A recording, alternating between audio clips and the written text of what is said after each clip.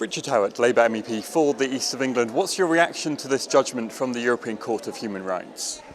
I'm very disappointed at a judgment that has been made that could bring forward the release of Jeremy Bamber, someone who was responsible for the most violent, heinous crimes that we can all remember, certainly in Essex.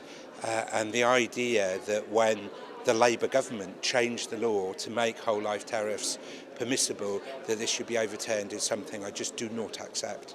I mean, you in the past have been favourable to court judgments in the European Court of Human Rights. Where is it that you feel that they've gone wrong this time round? What they've done is to rule on a technicality, which is that Jeremy Bamber has the right to have his case reviewed.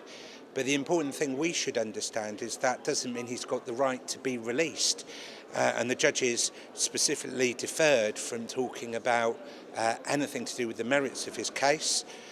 And indeed, when Bamber himself has said that he is still innocent, tried to deny this horrific crime, clearly therefore shows no remorse whatsoever for what he did, there is no parole board that I can conjecture that would release this man, nor should they. What is it that what is the problem that you have with how the court has ruled here? Because all they're really asking for is that the case is reviewed, for example, after 25 years. They're not, as you just made clear, they're not saying that this man or other people that have committed such crimes should be released.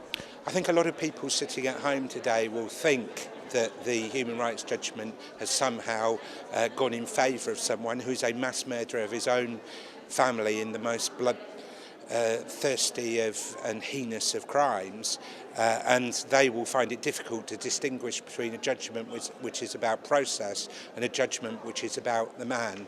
This is someone who was sentenced to a whole life sentence, and that life sentence is something that he should serve. Does this put the court in some disrepute in your view? Look, I've got no problem about the court doing its job. I do have a problem about the judgment which says that Jeremy Bamber, who killed 5 members of his family, who still has not admitted doing so, has therefore no remorse whatsoever for his crimes, could be put back onto the streets of Essex and potentially put others at risk.